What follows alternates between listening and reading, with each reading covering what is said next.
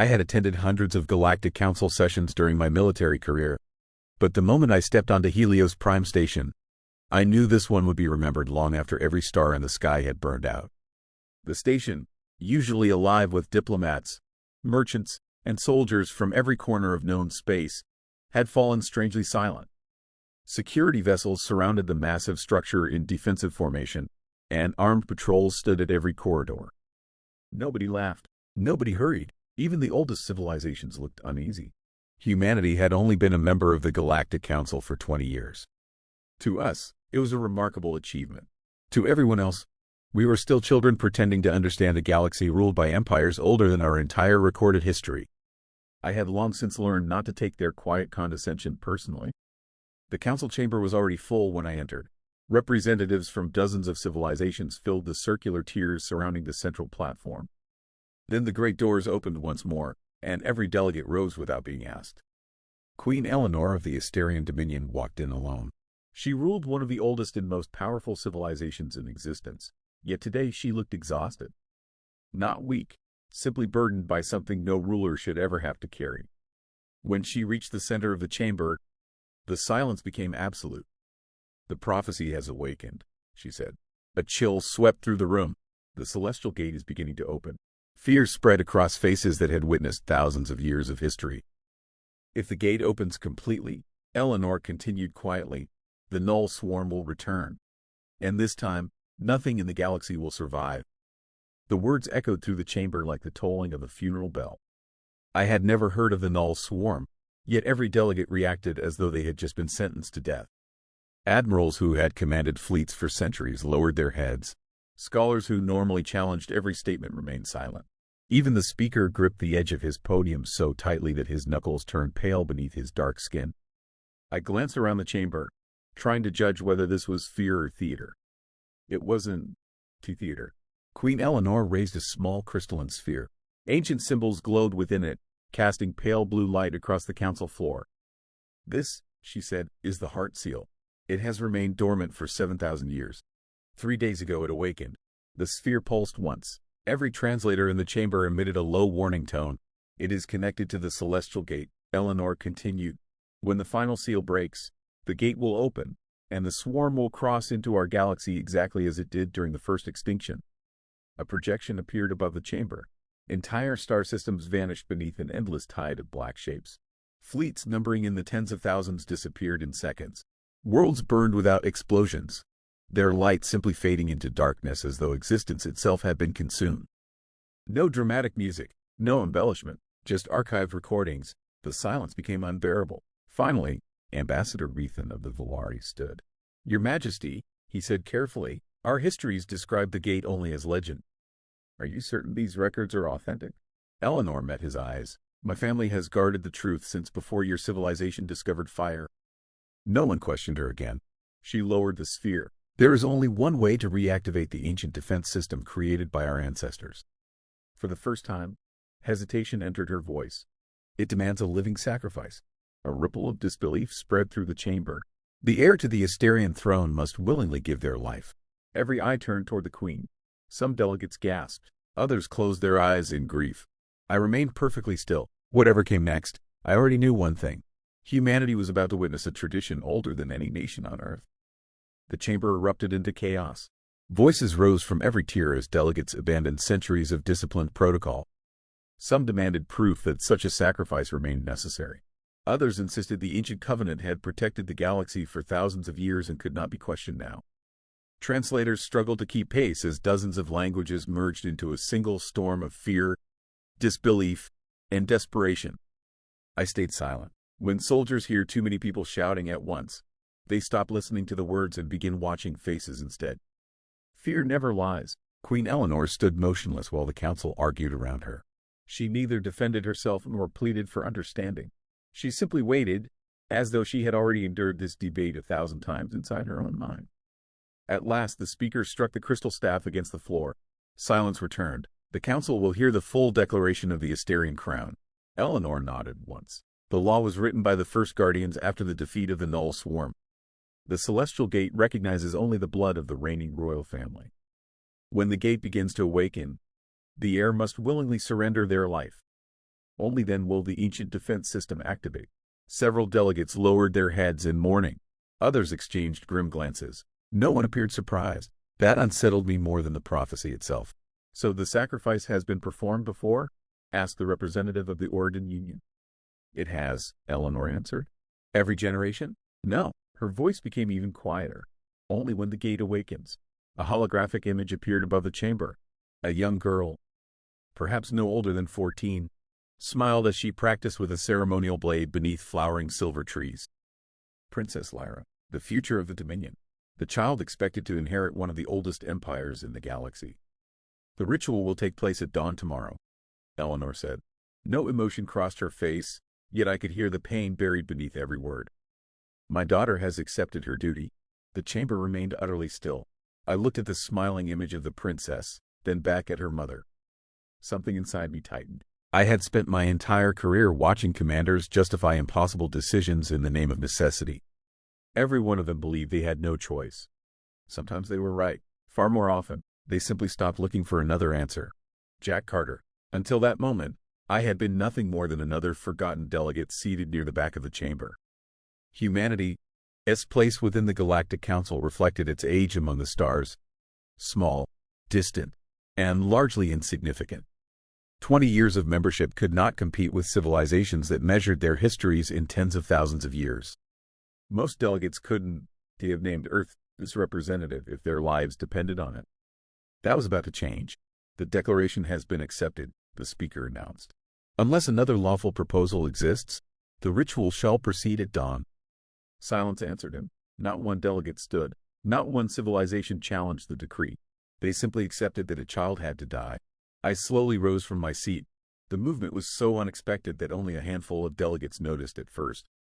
Then whispers spread across the chamber as hundreds of eyes turned toward the lone human standing among them. The speaker frowned. "The representative from Earth has requested the floor." His tone suggested he expected little more than a polite expression of sympathy. He didn't, know me. Neither did anyone else. I walked toward the center platform, every step echoing across the crystal floor. Years of military service had taught me never to rush into silence. Silence was a weapon if you knew how to use it. I stopped beside Queen Eleanor. For a brief moment, our eyes met. I saw exhaustion, grief, and something even worse, acceptance. I turned to face the council. "My name is Jack Carter. My species has stood among you for only 20 years. I know many of you believe humanity is too young to understand your traditions." No one interrupted, so allow me to speak, not as a diplomat. I paused, but as a soldier. The chamber grew perfectly still. I have buried friends. I have watched worlds burn. I have ordered men and women into battles, knowing some of them would never return. Every word carried through the vast hall. I understand sacrifice. I looked toward the hologram of Princess Lyra, then back at the delegates. But there is one thing I will never accept. My voice remained calm, steady, unshaken. No civilization deserves to survive if it must throw away its own child. The words struck the chamber harder than any shouted accusation. No anger, no theatrics, only truth. For the first time since the emergency session began, absolute silence fell over the Galactic Council.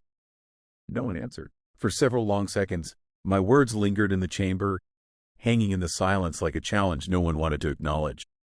Then someone laughed. It came from the upper tiers. Soft at first, almost polite. Another delegate joined in, then another. Within moments, the laughter spread through the Galactic Council until the great chamber echoed with the amusement of civilizations that had ruled the stars for millennia. To them, I wasn't too dangerous. I was naive. The first to rise was High Chancellor Sarek of the Dral Imperium. He looked down at me with something that resembled sympathy. How predictable. His deep voice carried effortlessly across the chamber. Humans have always allowed emotion to cloud reason. Several delegates nodded in agreement. An elder from the Valari Ascendancy slowly stood beside him. Your species has barely walked among the stars for 20 years. You mistake compassion for wisdom. Another voice joined in. If our ancestors had thought as you do, Commander Carter, the galaxy would have perished thousands of years ago. Murmurs of agreement swept through the chamber. The oldest representative present, Elder Tar Kell of the Korean Union, leaned forward. I have served this council for 812 years. My civilization has honored this law for over 7 millennia. He studied me carefully. Do you truly believe humanity has discovered a truth that every great civilization before you somehow failed to see? I remained silent. There was no hatred in their voices. No arrogance, only absolute certainty. From their perspective, I was simply too young to understand the burden of survival. Queen Eleanor slowly rose to her feet. The chamber fell silent immediately. She looked at me with eyes filled not with anger, but with exhaustion. Commander Carter, I searched for another way. Her voice almost broke. My greatest scientists devoted decades to finding an alternative. Our historians opened every forgotten archive. Our scholars translated every surviving record. We found nothing. She lowered her gaze for a moment. I am a mother before I am a queen. The words struck harder than any accusation. But tomorrow, she forced herself to continue. I must be a queen. She turned toward the speaker. I order the ritual to proceed at dawn. The crystal staff struck the floor. The decree is confirmed, the speaker declared. No one objected. No one protested. The council accepted the sentence without another word. I looked around the chamber one last time. They truly believed they were saving the galaxy. And that was what frightened me the most. Without saying another word, I turned and walked toward the exit. No one tried to stop me. No one called after me. The great doors of the council chamber opened in silence, and I stepped into the endless corridor overlooking Helios Prime. Behind me, the fate of Princess Lyra had already been decided. Thousands of delegates remained inside, satisfied that they had preserved the ancient order. I kept walking. My footsteps echoed against polished stone until the voices behind the doors disappeared entirely. Commander Carter, I stopped. Queen Eleanor stood several meters away. She had dismissed her guards. For the first time since the emergency session began, she wasn't wearing the expression of a queen. She looked like a mother who hadn't slept in weeks. I owe you an apology, she said quietly. I shook my head. You don't. I do. She folded her hands behind her back. When humanity first joined the council, I believed your species was too young to understand sacrifice. And now, a faint, bitter smile crossed her face. Now I think your people simply refuse to accept that children should pay for the mistakes of adults. Neither of us spoke for several seconds. The stars drifted beyond the transparent wall, cold and indifferent. I wasn't lying, she finally whispered. We searched for another answer. I know. We failed. I know. Her shoulders trembled. I'm going to lose my daughter. She had finally said it aloud. Not the heir, not the princess, her daughter. I looked at the endless lights of the city below. When does the ritual begin? At sunrise. How many hours? 9. I nodded once. Then you still have 9 hours. She frowned. For what? I looked at her. For someone to prove your ancestors were wrong. For the first time that night, hope flickered across her face. It lasted only a second. You truly believe another solution exists? I don't. No. Then why keep searching? I met her eyes. Because they never accepted that the only way to save tomorrow is to murder a child today. She stared at me as if trying to understand what kind of man could still believe that after hearing centuries of evidence. What are you going to do? I turned toward the docking bays. The same thing soldiers have always done. She waited for the answer. When everyone else says the battle is over. I kept walking. I start looking for a way to win. Without another word, I disappeared into the darkness of the station, leaving the Queen alone beneath the silent stars. I left Helios Prime before the council session had even ended. No farewell, no report, no destination filed with station control. The transport lifted silently from the orbital docks and disappeared into the darkness between the stars. No one followed. To the council, I was simply a disappointed human delegate returning home after failing to change the inevitable. That assumption suited me perfectly. 3 days later, my shuttle descended through the ash-colored skies of a forgotten world. The navigation systems identified it by its official designation. No one used that name anymore. Everyone called it Death Canyon. The colony had been abandoned almost 40 years earlier after seismic fractures split the continent apart. Toxic storms rolled across the surface without warning. Temperatures swung from unbearable heat to freezing cold within hours. Every survey classified the planet as unsuitable for permanent habitation, which was exactly why I had chosen it. The shuttle settled between black cliffs scarred by centuries of erosion. There were no cities, no lights, only silence. As the engines powered down, a single figure emerged from the canyon. An old man, gray beard, weathered coat, rifle slung across his shoulder. He stopped a few meters away and studied me before smiling. Took you long enough. I smiled for the first time in days. Good to see you too, Mason. He glanced toward the stars. So, they finally opened the gate? Not yet. But they will. His expression hardened. And the council? They re-sacrificing the princess. He closed his eyes. They never learn. No, they never do. Neither of us spoke again until we reached the steel doors hidden beneath the canyon wall. To anyone flying overhead, it looked like solid rock. Mason placed his hand against a weathered scanner. A deep mechanical voice echoed through the mountain. Identity confirmed. Commander Jack Carter. Colonel Mason Hale. For a heartbeat, nothing happened. Then the canyon trembled. Dust cascaded from the cliffs as thousands of concealed mechanisms awakened beneath the earth. The mountain split apart. Massive armored doors slowly opened, revealing lights stretching far into the darkness below. Hangars, factories, warships, rows upon rows of machines that no government had ever admitted existed. Mason looked at me. I kept everything ready. I stared into the enormous underground complex. So did I. For 20 years, while the galaxy believed humanity was learning how to survive among the stars. Humanity had been preparing for the day the stars came looking for us. The doors continued to open.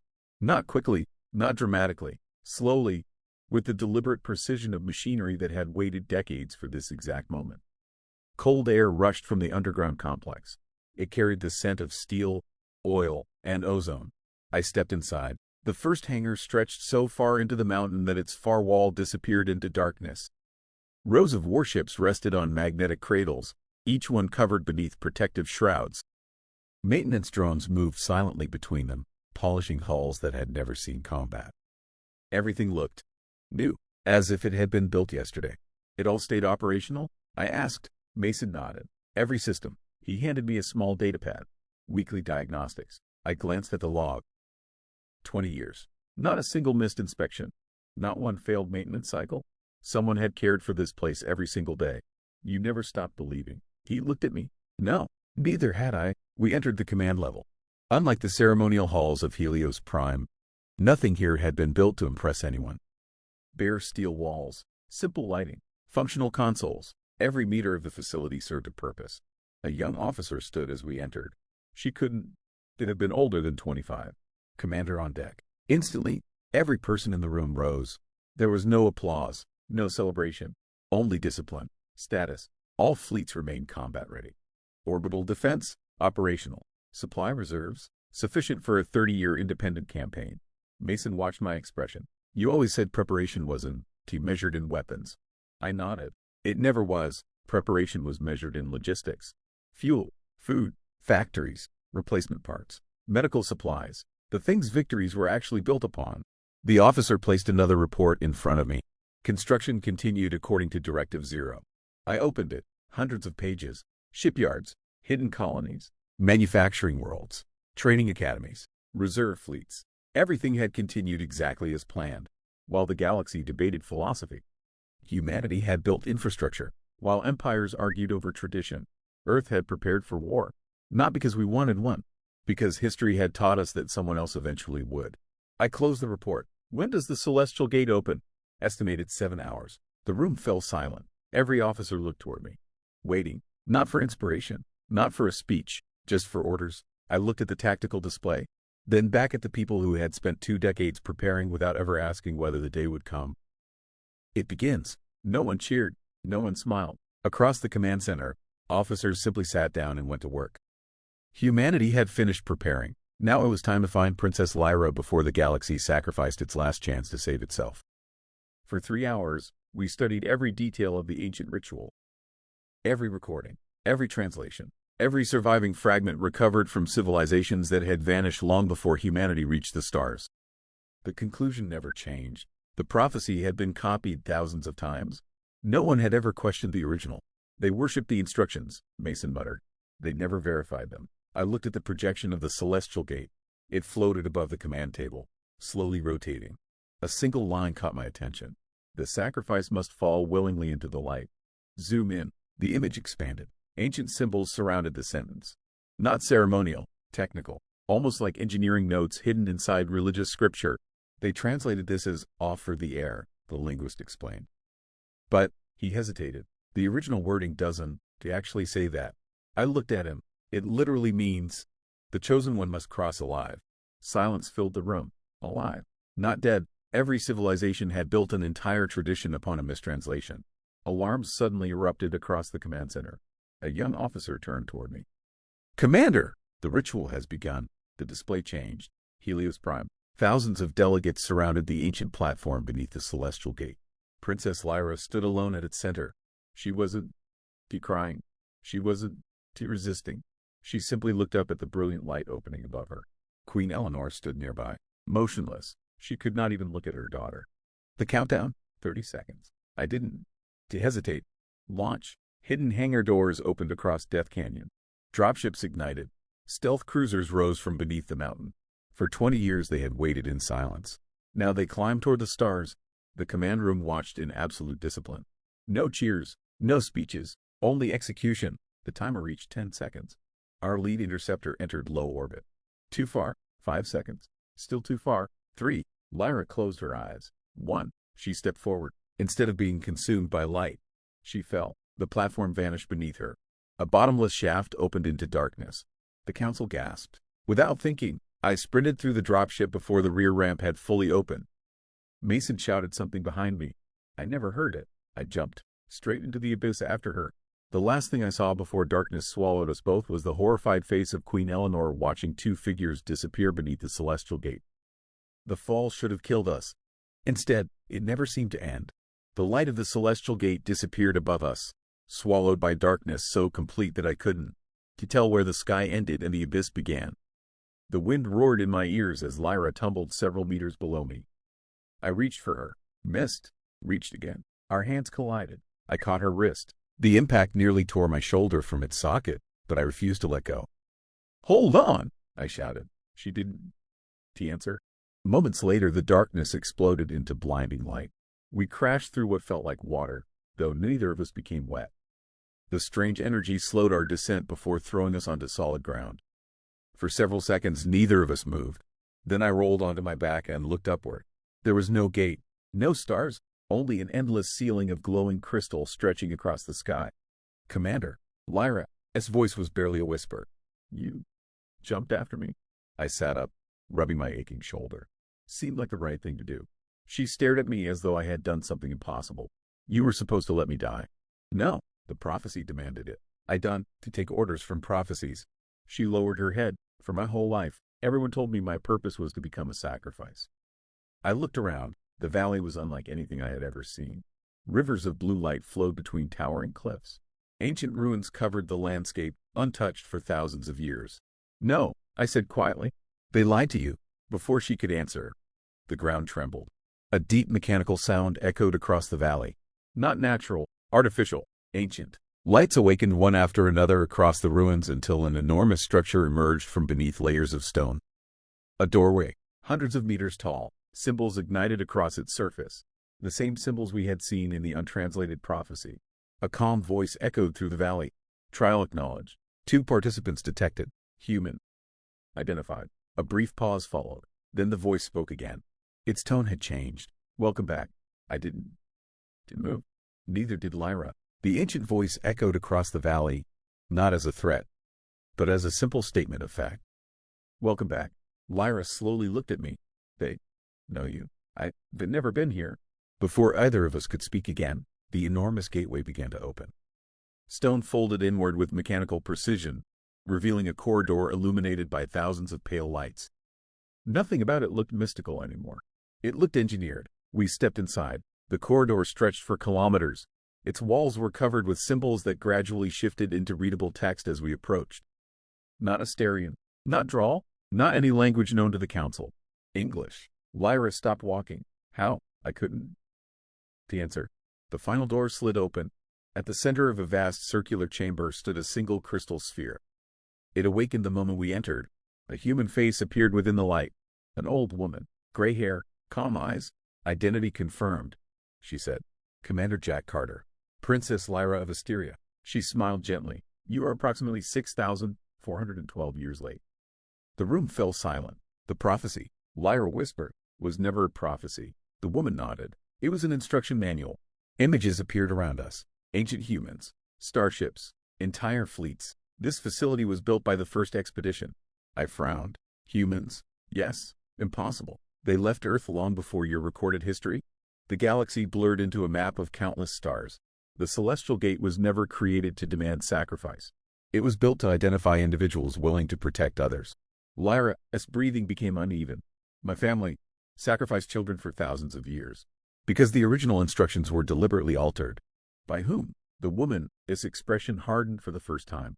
The custodians. New images filled the chamber. Figures in ceremonial robes. The founders of the Galactic Council. They feared what humanity had created. So they rewrote history. They transformed a trial into a ritual. They replaced courage with sacrifice. The crystal dimmed, and while the galaxy repeated the lie, warning sirens suddenly echoed throughout the facility. A red light flooded the chamber. The woman, its voice became urgent. The Null Swarm has entered the galaxy. They are here, for the first time in thousands of years. The real trial had begun. The sirens never stopped. Red light washed over the chamber as countless displays awakened around us. The ancient facility, silent for thousands of years, came alive in seconds. A holographic map of the galaxy appeared before us. Hundreds of crimson points spread across its outer rim. Each one represented a Null Swarm fleet. They weren't the invading planets. They were erasing them. Entire star systems vanished from the map one after another. Lyra stared in horror. The Council. They don't even know where to fight. They redeploying according to a war they lost 6,000 years ago, the ancient intelligence replied. The swarm has evolved. Their tactics have changed. A transmission suddenly forced its way through every screen. Queen Eleanor. Her crown was gone. Smoke drifted behind her as explosions shook the command chamber on Helios Prime. Commander Carter. Her voice was exhausted. We were wrong. She looked directly into the camera. The Council has fallen. Behind her, delegates fled in panic. The civilizations that had laughed only hours before were now running for their lives. Our fleets cannot stop them. Another explosion interrupted the signal. If humanity still lives, she hesitated. Please. It was the first time in recorded history that the Galactic Council had asked humanity for help. The transmission ended. Silence returned. I looked at the tactical display. Thousands of enemy vessels. Millions of lives. One choice. I pressed a single control on the ancient console. Far beneath Death Canyon, hidden transmitters awakened. Across human space, encrypted signals reached worlds that officially did not exist. Shipyards opened. Orbital docks released fleets that had remained hidden for decades. Factories switched to wartime production. Reserve armies received the same message. No speeches, no declarations, only 2 words. Directive Zero. The response came immediately. From Earth, from Mars, from forgotten colonies beyond the frontier. Orders received. Within minutes, thousands of human warships entered hyperspace. Not toward conquest, toward rescue. Lyra looked at the expanding fleet. You planned for this? I shook my head. We hoped we would never need it. The ancient intelligence watched the human armada spread across the stars. After a long silence, it spoke. Humanity has finally returned. I looked at the burning galaxy. No, I activated the fleet-wide channel. We never left. The war ended 73 days after the first human fleet entered combat. Not because the Null Swarm surrendered. They never had. They fought until the last vessel was destroyed. When the final signal disappeared from the tactical display, silence spread across the galaxy for the first time in months. More than 4,000 inhabited worlds still stood. Not because the Galactic Council had saved them, because humanity had refused to let them fall. The emergency session on Helios Prime reconvened 1 month later. The same chamber, the same crystal floor, the same ancient civilizations, but nothing else was the same. This time, every delegate stood as Lyra and I entered the hall. No laughter followed us, only silence. Queen Eleanor stepped forward. She removed the crown of Asteria and held it before me. Commander Jack Carter, she said, the galaxy owes its survival to humanity. In recognition of your sacrifice and your courage, the Council offers you the title of Supreme Protector of the Galactic Alliance. Every delegate lowered their head. I looked at the crown for a long moment. Then I gently pushed it back toward her. I didn't come here for a title.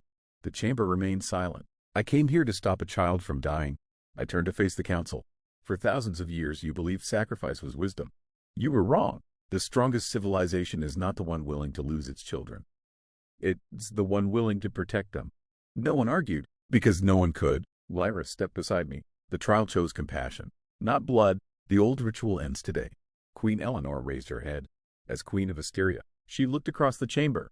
I hereby abolish the Rite of Sacrifice forever. One by one, the delegates activated their seals. Every civilization voted in favor. An ancient law, unchanged for 7,000 years, vanished in less than a minute. Months later, I returned to Death Canyon. The hidden base no longer concealed weapons. Its largest chamber had become something else, a memorial. At its center stood two statues. One of a soldier reaching downward, the other of a young princess reaching back. Above them, a single inscription was carved into the stone. No future is worth sacrificing a child. 20 years passed. The galaxy rebuilt itself. Worlds that had once prepared children for sacrifice now built schools instead. The Rite of Sacrifice existed only in museums, where future generations stared at it with disbelief, unable to understand how entire civilizations had once called such cruelty wisdom. Death Canyon changed as well. The hidden fortress remained beneath the mountains, but its factories had fallen silent. The hangars that had once prepared for war now trained peacekeepers, engineers, and explorers from every race in the galaxy. At the entrance stood a single stone monument, not to the war, not to humanity, to every child who had been sacrificed before the truth was known. One quiet afternoon, Lyra found me standing there. She was queen now, confident, respected. No longer the frightened girl who had stepped toward the celestial gate believing her life belonged to everyone except herself. She stopped beside me. "You still come here, every year, for grace?" I smiled sadly. For all of them, the wind carried through the canyon. For a long time, neither of us spoke. Finally, Lyra looked toward the mountains. "The galaxy calls you its greatest hero." I shook my head. "They were wrong. You saved us." "No." I turned toward her. "I saved one little girl, and that little girl saved the galaxy." Her eyes filled with tears, but she smiled. "You never stopped being my father." For a moment, neither of us cared about crowns, fleets, or history. She embraced me. Not a queen, not a commander, just a daughter hugging the man who had refused to let her fall. As the sun disappeared behind the canyon walls, children laughed somewhere beyond the academy. The sound echoed across the valley. Years ago, this place had been built to prepare for the end of civilization. Now it echoed with life. I realized then that victory had never been destroying the Null Swarm. Victory was hearing children laugh in a galaxy that would never again ask them to die for its future. And if history remembered my name at all, I hoped it would remember only one thing. When the galaxy asked a child to fall, humanity reached out its hand instead.